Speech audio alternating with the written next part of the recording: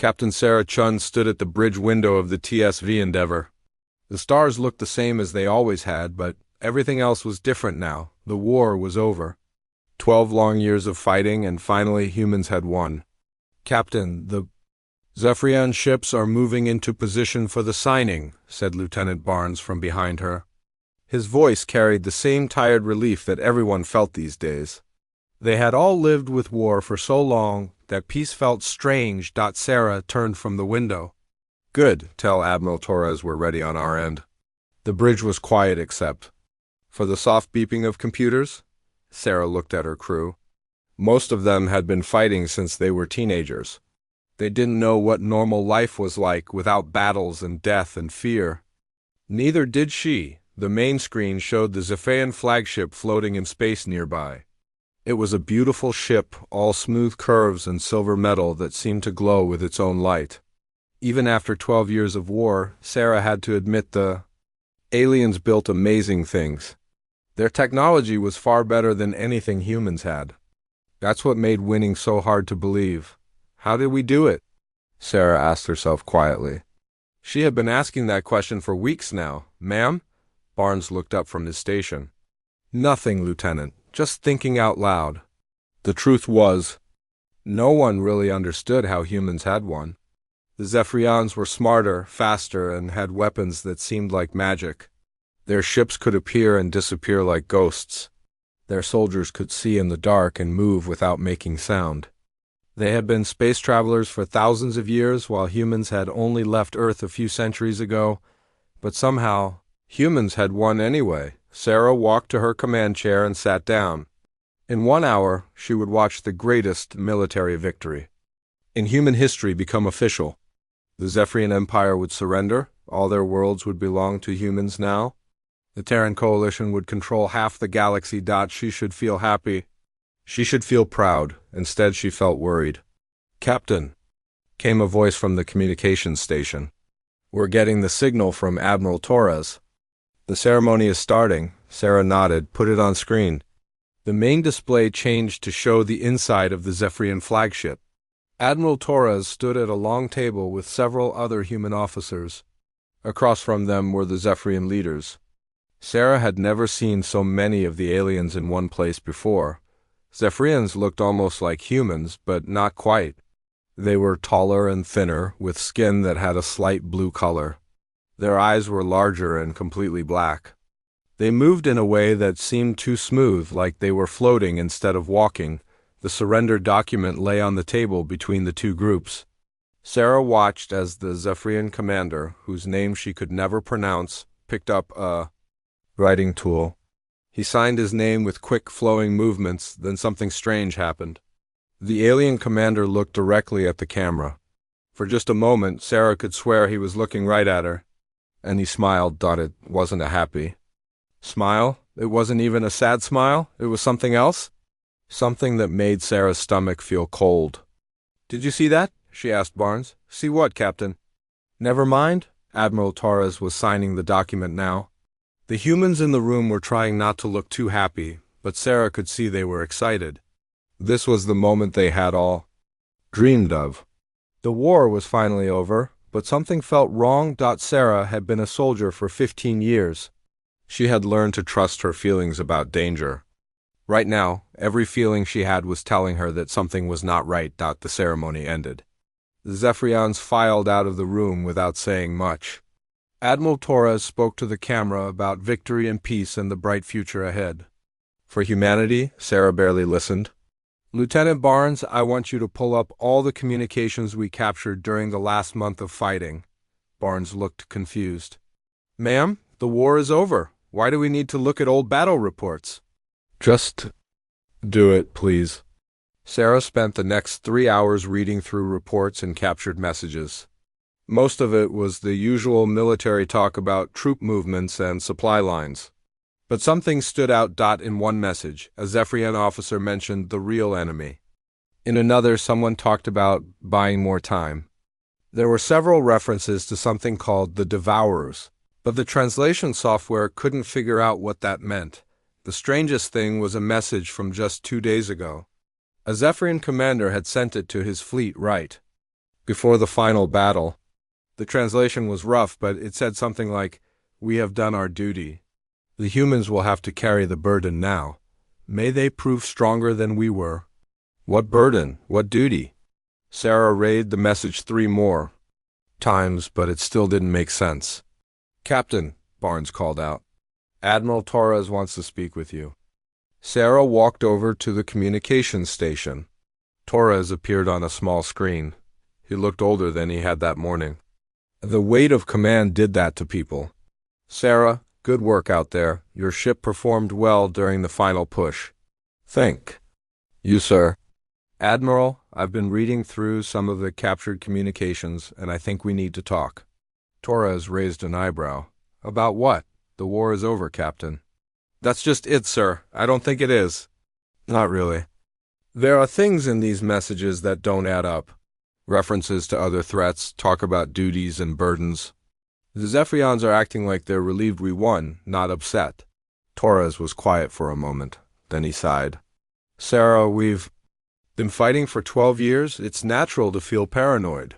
But sometimes a victory is just a victory. Go get some rest." "That's an order." The screen went dark. Sarah stared at it for several seconds. Torres was probably right. She was probably just tired and worried about nothing, but she couldn't shake the feeling that they were missing something important. "Barnes, I want you to keep monitoring Zephyrian communications. All of them, even the ones that seem unimportant." "Yes, ma'am. What should I look for?" "I don't know yet." "Anything that seems odd? Anything about duties or enemies or threats?" "And, especially anything about these devourers, whatever they are." Sarah walked back to the window. The Zephyrian ships were already leaving.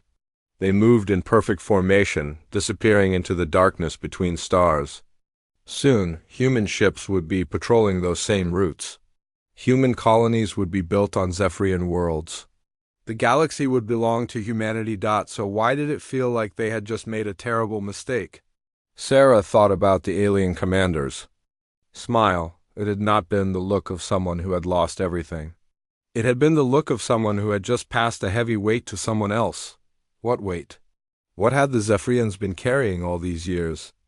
And why did Sarah feel like humanity had just volunteered to carry it without knowing what it was?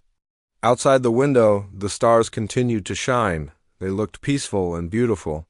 But Sarah had learned not to trust peaceful things. In her experience, the most dangerous enemies were the ones you never saw coming. The war was over. But Sarah Chun had a feeling that the real fight was just about to begin. 6 months had passed since the war ended. Captain Sarah Chun was no longer on the Endeavor. The Terran Coalition had promoted her to intelligence director and given her an office on Earth. She spent her days reading reports and trying to understand what humanity had inherited from their victory. The reports were troubling. Every week, new alien species were making contact with human space. They came in small groups, always careful, always nervous. The translation teams worked around the clock to communicate with beings that looked nothing like humans or Zephyrians. Sarah sat at her desk reading the latest contact report. This one was about a species called the Caltharians. They looked like giant insects with 6 arms and crystal-like skin. Their ship had appeared near the Mars colonies 3 days ago. "Director Chun," her assistant called through the door. "The Caltharian delegation is here for their meeting." Sarah looked up from her papers. "Send them in, please." The door opened and 3 Caltharians walked into her office. Sarah still wasn't used to how strange aliens could look.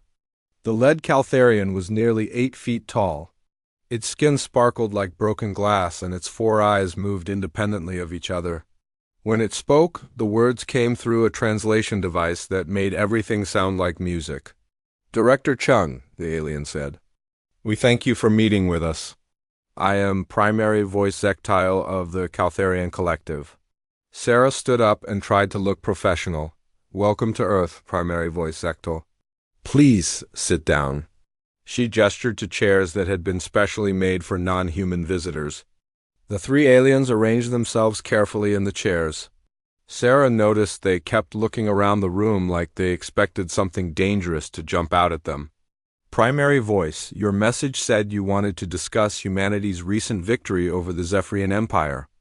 How can we help you? Zekdal's four eyes all focused on Sarah at once. It was uncomfortable, like being examined by a very large, very intelligent insect. Director Chun, we must ask you a difficult question. Do your people understand what they have done? Sarah felt that familiar cold feeling in her stomach. What do you mean? The Zephyrian Empire was not what your species believed it to be. They were not conquerors. They were guardians. Sarah leaned forward. Guardians of what? Zekdal made a sound that the translator couldn't interpret. The other two Caltharians moved nervously in their chairs. Director Chun, have your people heard of the Devourers? There was that word again? Sarah had been finding it in more and more captured communications. We've seen references to them, but we don't know what they are. Then we must tell you a story, Zekdal said. A story that every species in this galaxy knows except yours. Sarah activated her recording device. I'm listening. 200 years ago, they came from the space between galaxies. Machines that think like living beings, but care nothing for life itself. They consume everything they find. Stars, planets, entire solar systems. They break down matter and use it to build more of themselves. Sarah felt her mouth go dry. How many of them are there? No one knows. They appear suddenly, destroy everything in their path, then disappear back into dark space. Every species that has encountered them has either been destroyed or forced to flee. But if they're so dangerous, why haven't we heard of them before? Zekdal's eyes moved in different directions as if scanning for threats. Because the Zephyrian Empire has been protecting this galaxy for over 1,000 years. They built massive defense networks. They stationed fleets at the galaxy's edge. They prepared for the next attack. Sarah's mind was racing. The next attack? You mean they're coming back? They return every 200 years. Each time, they send larger fleets. Each time, they are harder to stop. The last attack was 200 years ago. The Zephyrians barely survived it. And when is the next one? Soon, Zekdal said quietly. Very soon. Sarah stood up and walked to her window. She could see the blue sky of Earth, the clouds moving slowly across the horizon. It looked so peaceful, so safe. Why didn't the Zephyrians tell us this during the war? Would you have believed them? Would your people have stopped fighting to help defend against an enemy you had never seen? Sarah thought about it. The honest answer was no. Humans had been so focused on winning the war that they probably would have thought it was a trick. Primary voice, how many other species know about the Devourers? All of them.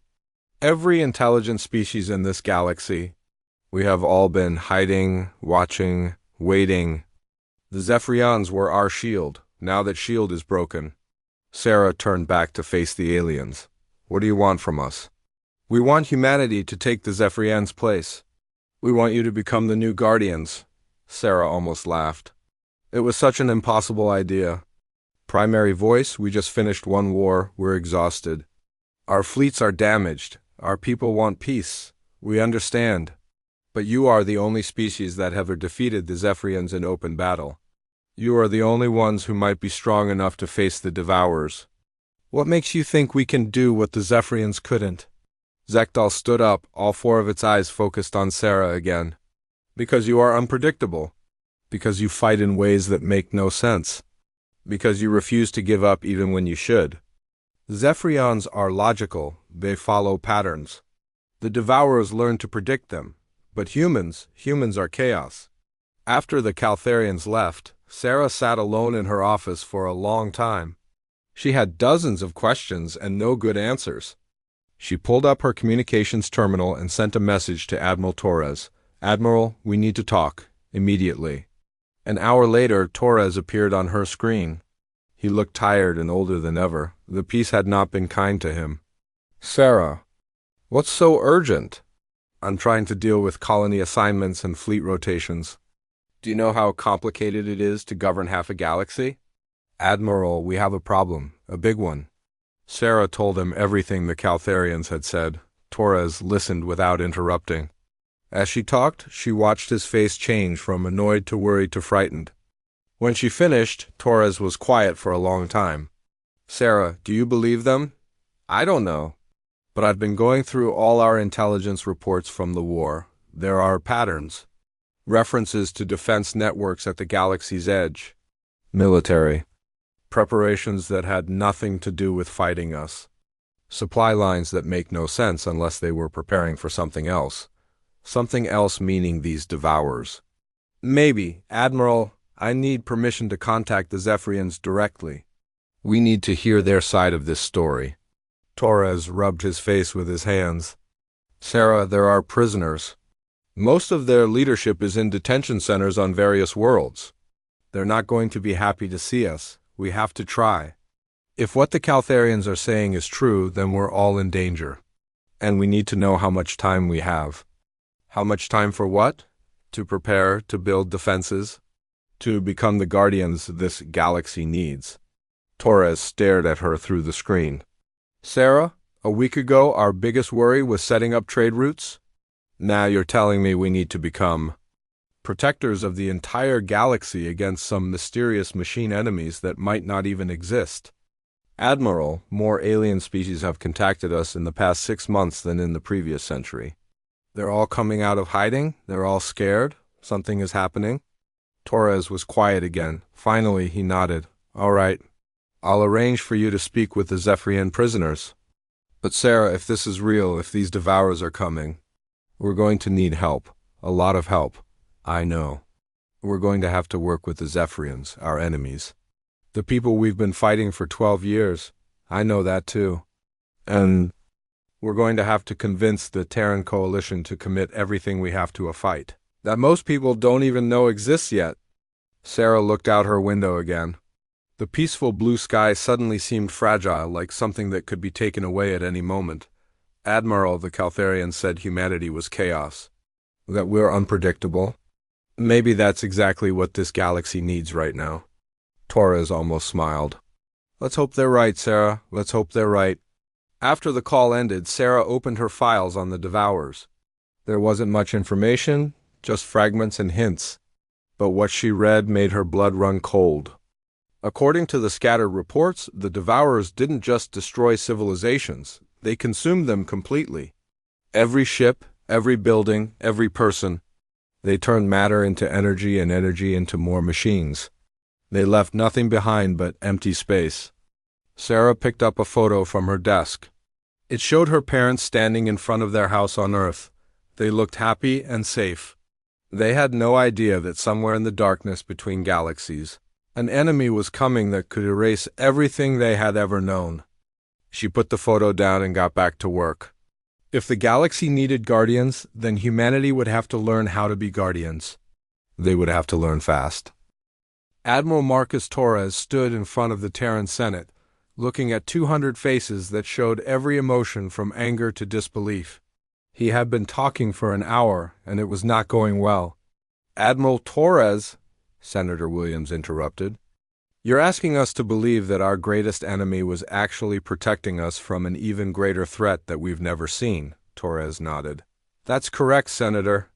And you want us to spend our entire military budget preparing for an invasion that might never come. Senator, the evidence is clear.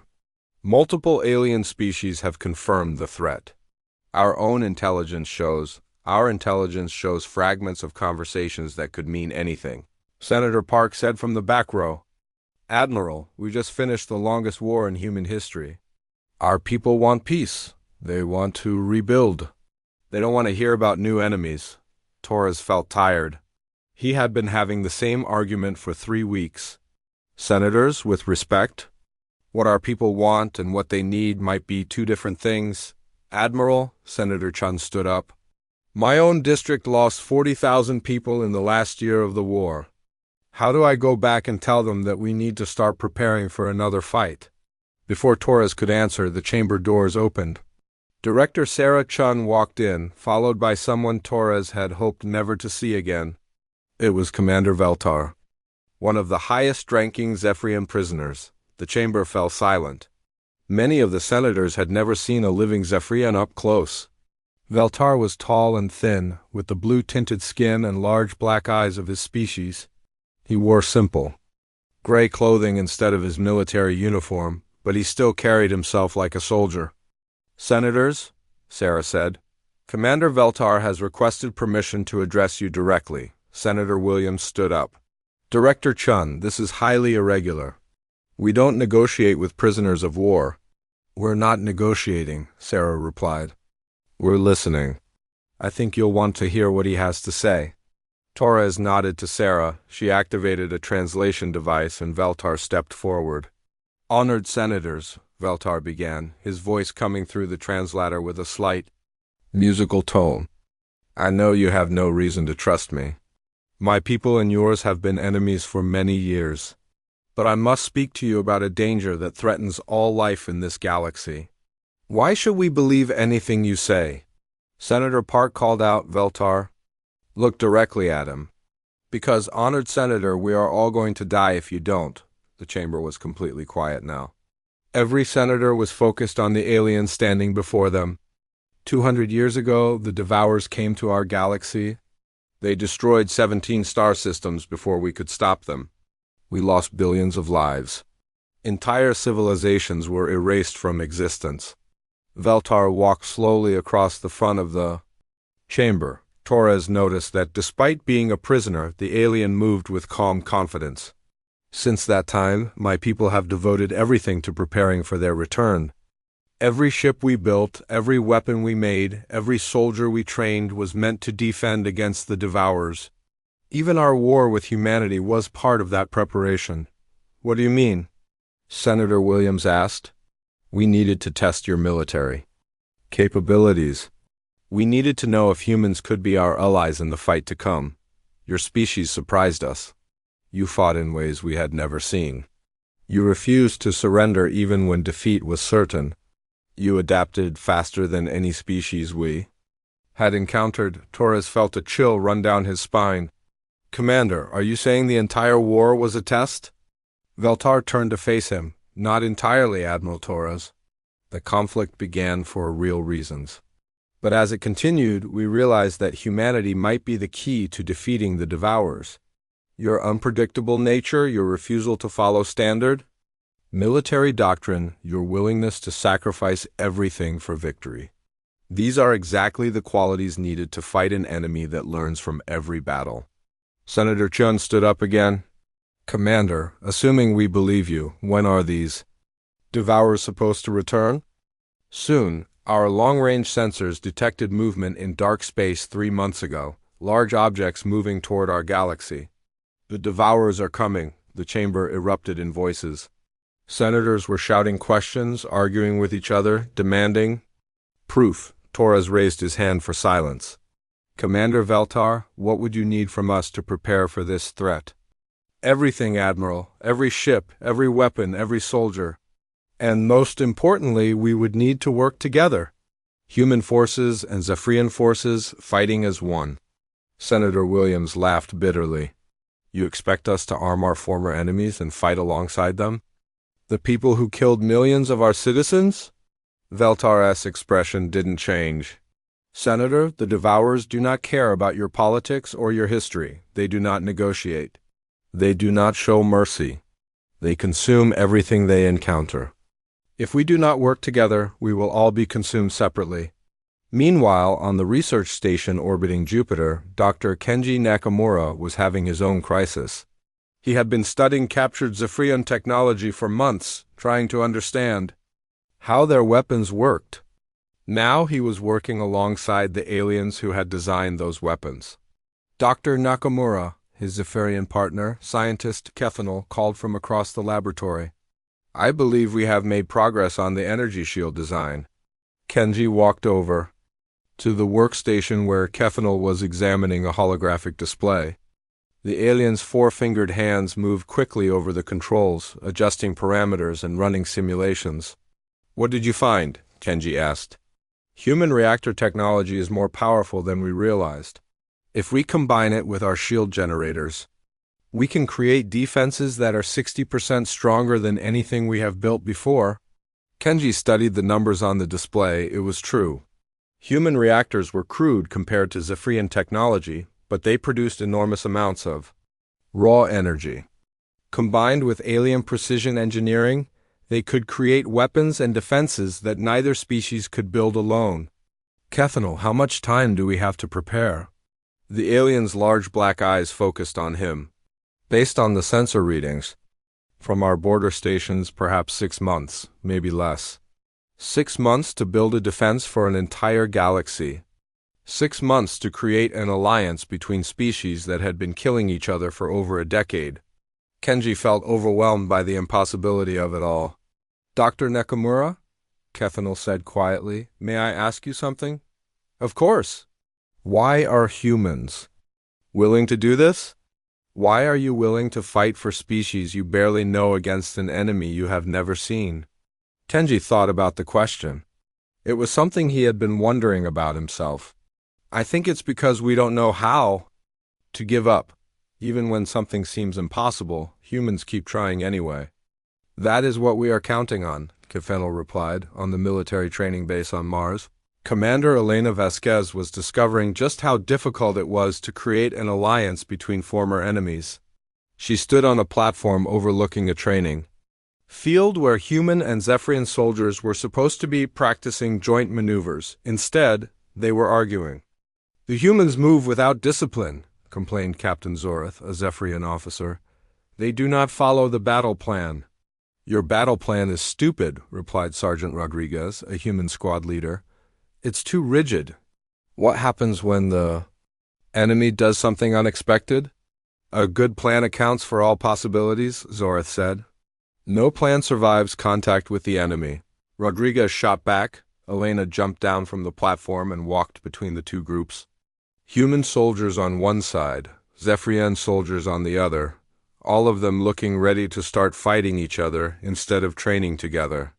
Enough, she said loudly. Captain Zorath, Sergeant Rodriguez, you're both right.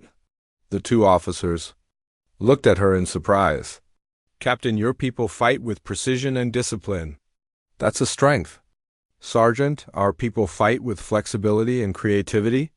That's also a strength. The Devourers have faced precision before. They learned to counter it. But they've never faced the combination of precision and chaos. Elena turned to address both groups. We're not trying to make humans fight like Zephyrians or Zephyrians fight like humans. We're trying to create something new, something the enemy has never seen before. She pointed to a training simulation device.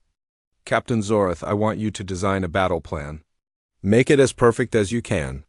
Sergeant Rodriguez, I want you to figure out 10 different ways to completely ignore that plan and still win the battle.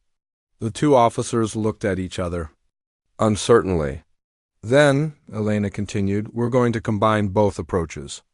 We're going to create controlled chaos, planned unpredictability, and hopefully that will be enough to surprise an enemy that thinks it has seen everything. As the sun set over the Martian landscape, Elena watched human and alien soldiers slowly begin to work together. It wasn't perfect. There were still arguments and misunderstandings. But it was a start. She looked up at the stars appearing in the darkening sky. Somewhere out there, an enemy was coming that could destroy everything she had ever known. But for the first time since learning about the Devourers, Elena felt a spark of hope. Humans and Zephyrians had spent 12 years learning how to kill each other. Now they had 6 months to learn how to save each other. It seemed impossible, but Elena had learned that humans were very good at doing impossible things. The first Devourer scout ships appeared at the edge of the galaxy on a Tuesday morning. Captain Sarah Chun, now commanding the Joint Human-Zephyrian Task Force, watched the sensor readings with growing horror. The enemy ships were nothing like anything in their databases. My God, whispered Lieutenant Barnes from his station. They're huge! Sarah stared at the main screen. The Devourer ships looked like massive metal spiders, each one the size of a small moon. They moved through space in perfect formation, consuming asteroids and space debris as they advanced. Everything they touched simply disappeared, converted into energy that made them grow larger. Captain, called Commander Veltar from his position at the tactical station. Long-range scans show 17 scout vessels. Behind them, we detect something much larger. How much larger? Approximately 1,000 times the size of their scouts. Sarah felt her blood turn cold. If the scouts were moon-sized, then the main ships were bigger than planets. All ships, this is Captain Chun. Enemy contact confirmed. Begin attack formation Delta 7. Across the fleet, human and Zephyrian ships moved into position. It had taken months of training to coordinate their different fighting styles, but they had finally learned to work together. Sarah hoped it would be enough. The first battle was a disaster. Human missiles exploded harmlessly against Devourer shields. Zephyrian energy weapons seemed to have no effect at all. The enemy ships didn't even slow down as the combined fleet attacked them, but then something terrible happened. The Devourers started learning. "Captain!" Barnes shouted. "The enemy is adapting their shields. They're becoming immune to our weapons." Sarah watched in disbelief as the Devourer ships began to change. Their metal hulls shifted and reformed, creating new defenses against every weapon the fleet fired at them. Within minutes, they had become completely invulnerable. "All ships, retreat to fallback position," Sarah ordered. "We need to regroup," but it was too late for some ships. The Devourers reached out with massive mechanical arms and grabbed 3 human destroyers. Sarah watched on the main screen as the enemy ships began to consume them, breaking them down into raw materials. "Captain," Veltar said quietly, "we lost over 800 crew members in that engagement." Sarah closed her eyes. 800 people dead, and they hadn't even slowed the enemy down. The fleet regrouped at the Kepler station, a massive space platform that served as their forward command base. Sarah called an emergency meeting with all ship commanders. "The situation is worse than we thought," she told the assembled officers. "The Devourers don't just have better technology than us. They learn from every attack we make against them." Captain Morrison of the human cruiser Phoenix raised his hand. "Ma'am, if they can adapt to any weapon we use, how do we fight them?" "I don't know," Sarah admitted. "But we have to figure it out fast. Our scouts report that the main Devourer fleet will reach the outer colonies in less than a week." Commander Zoreth, the Zephyrian tactical expert, stood up. "Captain Chen, in all our previous encounters with the Devourers, we have fought them using conventional military strategy. Perhaps it is time to try something different. What do you suggest? Something no logical species would ever attempt.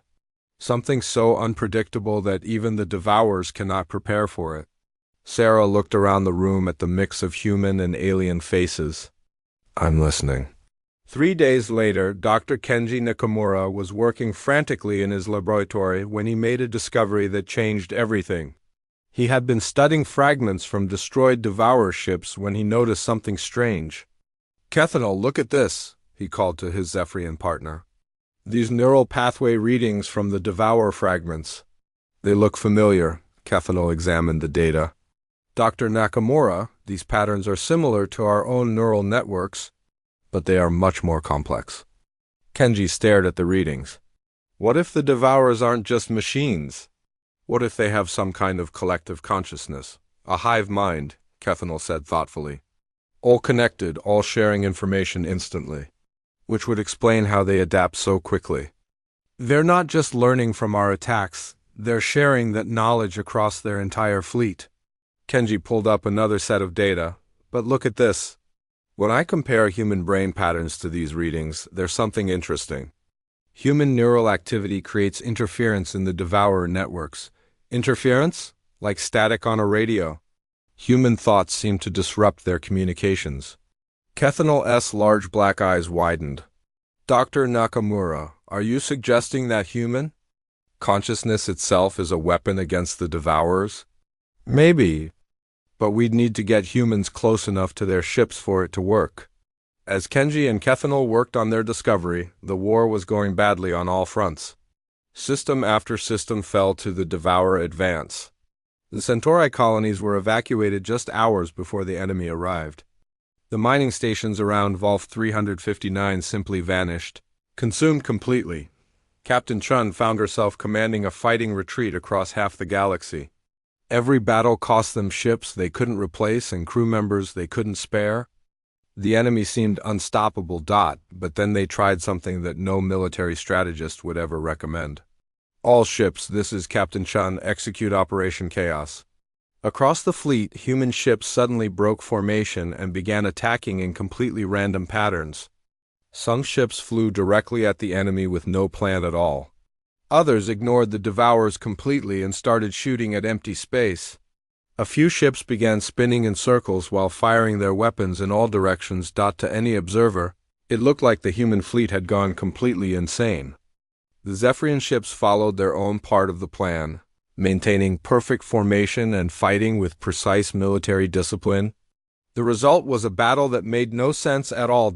And for the first time, the Devourers hesitated. The enemy ships, programmed to learn and adapt, couldn't figure out what the humans were doing. There was no pattern to analyze, no strategy to counter. It was pure chaos. In that moment of confusion, the Zephyrian ships struck with devastating precision. Their coordinated attack destroyed 2 Devourer scouts before the enemy could adapt. "It's working!" Lieutenant Barnes shouted. "The enemy adaptation systems are overloaded," but the victory was temporary. The Devourers quickly adjusted to the new threat, and the fleet was forced to retreat again. Commander Elena Vasquez led the ground defense of the colony world New Madrid when the Devourers arrived in the system. She had 8,000 human marines and 3,000 Zephyrian soldiers under her command. Against them came Devourer ground forces that looked like mechanical spiders the size of buildings. "All units, remember your training," Elena said over the communications system. "Humans provide chaos, Zephyrians provide precision. Make the enemy guess what we're going to do next." The battle for New Madrid lasted 18 hours. Human soldiers used tactics that broke every rule in the military handbook. They attacked when they should have retreated when they should have attacked, and generally did everything wrong in exactly the right way. The Zephyrian forces supported them with perfectly coordinated strikes that took advantage of the confusion the humans created. Together, they managed to hold off the Devourer ground forces long enough for most of the civilian population to evacuate. But Elena knew they couldn't keep this up forever. They were losing too many people, and the enemy was slowly learning to predict even their chaos. As she watched the last evacuation ships leaving New Madrid, Elena received an urgent message from Dr. Nakamura. "Commander Vasquez, we think we've found a way to hurt them, but it's going to require volunteers for what might be a suicide mission." Elena looked at the burning city around her, at her exhausted soldiers, at the mechanical monsters advancing through the streets. "Doctor, at this point, every mission is a suicide mission. What do you need?" "We need people willing to get close to the Devourer command ships, closer than anyone has ever gotten before. We think human consciousness can disrupt their networks, but only if we can get right inside their defenses." Elena understood immediately. "You want to use humans as living weapons. It might be the only way to save the galaxy." Elena looked at her soldiers, both human and Zephyrian, fighting desperately against impossible odds. They were tired, scared, and outnumbered. But they were still fighting. "Doctor, how many volunteers do you need?" "As many as we can get, and Commander, they probably won't be coming back." Elena nodded. She had known this moment would come eventually. The moment when victory would require the ultimate sacrifice. "I'll ask for volunteers. But Doctor, you'd better be right about this. Because if you're wrong, we're going to lose a lot of good people for nothing." "Commander, if we're wrong, we're all going to die anyway." Elena looked up at the dark sky where the Devourer ships blotted out the stars. Somewhere up there was the enemy command vessel, the heart of the invasion force. If they could reach it, if they could disrupt it, maybe they could turn the tide of the war, but first, they had to survive long enough to try. The final battle began near the galactic core, where the massive Devourer mothership emerged from dark space like a metal planet coming to life.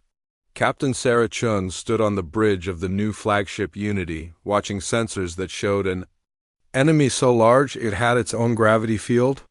"Captain," Lieutenant Barnes reported, his voice tight with fear, "the mothership is over 10,000 kilometers across. It's bigger than most moons." Sarah looked around the bridge at the mix of human and Zephyrian officers working together. After months of fighting, they had learned to trust each other completely. Now they would need that trust more than ever. All ships, this is Captain Chun. Today we save the galaxy or die trying. There's no middle ground. The combined fleet had grown since the first battles. Ships from dozens of alien species had joined the fight.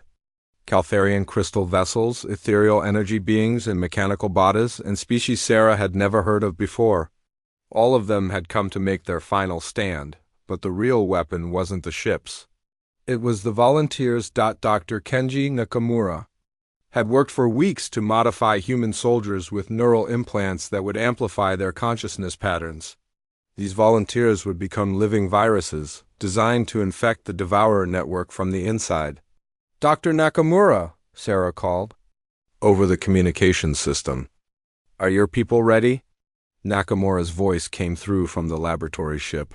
"As ready as we can be, Captain." The volunteers understand that once they're inside the enemy ship, the neural feedback will probably kill them. Sarah closed her eyes for a moment.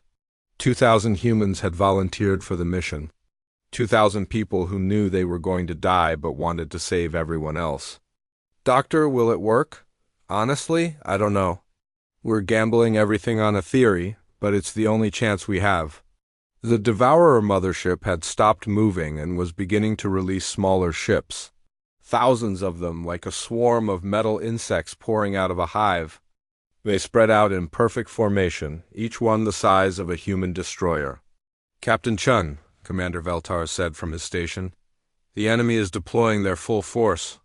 "This is their final assault," Sarah nodded. "Then we'd better make our move count, all ships, begin Operation Genesis?" The plan was simple and completely insane. The fleet would charge directly at the mothership while the volunteers, packed into fast attack shuttles, would try to penetrate the enemy's defenses and reach the ship's core. "All volunteers, this is Captain Chun. You know what you're doing and why you're doing it. The galaxy will remember your sacrifice." Commander Elena Vasquez was leading the volunteer assault team. She sat in the lead shuttle with 49 other soldiers, both human and a few aliens who had also been modified with the neural implants. 2 minutes to target," called the pilot. "Enemy defensive fire is getting heavy." Elena looked out the shuttle window and saw space filled with energy beams and explosions. Ships were dying all around them, both friendly and enemy. The main fleet was sacrificing itself to give the volunteers a chance to reach the mothership. 1 minute to target. "Hold on, everyone." The shuttle shook violently as enemy fire grazed their shields. Elena could see the mothership growing larger. Ahead of them, its metal surface covered with weapon turrets and defensive systems. 30 seconds were going in. The shuttle dove into a canyon-like opening in the mothership's hull. Elena felt her stomach drop as they plunged into the enemy vessel, flying through corridors that seemed to stretch on forever. "There!" the pilot shouted. "Central core, dead ahead." Elena could see it now, a massive chamber filled with pulsing lights and flowing energy. It looked like the brain of some enormous mechanical creature. "All shuttles, deploy volunteers now." Elena and her team leaped from the shuttle wearing special suits that would keep them alive in the alien environment. They landed on metal platforms and began running toward the core chamber almost immediately. The Devourer defenses activated. Mechanical creatures that looked like metal spiders began pouring out of the walls, trying to stop the intruders. "Keep moving," Elena shouted. "We just need to get close enough." The volunteers fought their way through the mechanical defenders. Elena watched good people die around her, but the survivors kept pushing forward. They had come too far to stop now. When they reached the core chamber, Dr. Nakamura's plan went into action. The neural implants in the volunteers' brains began broadcasting human consciousness patterns directly into the Devourer network. The effect was immediate and devastating. The mechanical spiders stopped moving. The lights in the core chamber began flickering. Throughout the mothership, systems began failing as human chaos infected the perfectly ordered Devourer mind. Elena felt the neural feedback hitting her brain like lightning. She could sense the alien network trying to understand human thoughts and failing completely. Human consciousness was too random, too emotional, too unpredictable for the logical devourer systems to process. "It's working," she gasped into her communicator. The network is collapsing, but the feedback was killing her. Elena could feel her brain burning as the neural implant overloaded. Around her, other volunteers were collapsing as their minds were. Consumed by the effort of disrupting the enemy network outside in space, Captain Sarah Chun watched in amazement as the Devourer mothership began to shut down. The smaller enemy ships stopped moving. Their perfect formations broke apart as the network that controlled them failed. "All ships, target the disabled vessels," Sarah ordered. "Don't give them time to recover." The combined fleet struck with everything they had. Without their adaptive defenses, the Devourer ships were vulnerable. One by one, they were destroyed by weapons that had been useless just minutes before, but Sarah knew the victory came at a terrible price. The volunteers who had infected the enemy network were dead or dying. 2,000 people had given their lives to save the galaxy. "Captain," Barnes reported, "the mothership is beginning to retreat. It's heading back toward dark space." Sarah watched as the massive enemy vessel slowly turned away from the galactic core. It was damaged and barely functional, but it was still alive.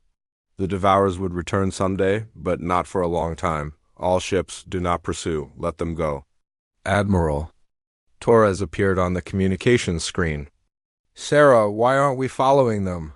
We could finish this now." "Admiral, we've hurt them badly, but we can't destroy them completely, and we've lost too many people already. The important thing is that we've shown them we can fight back. Next time they come, they'll think twice." The battle was over. The galaxy was safe, at least for now. But as Sarah looked at the casualty reports, she felt the weight of command crushing down on her. Millions of people had died in the war against the Devourers. Entire fleets had been destroyed.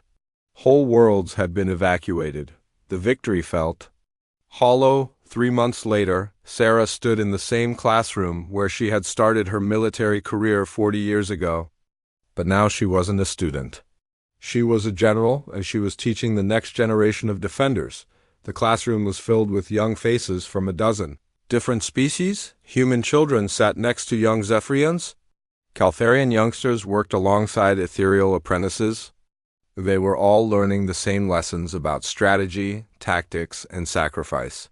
"General Chun," asked a young human cadet, "will the Devourers really come back?" Sarah looked at the mixed group of students.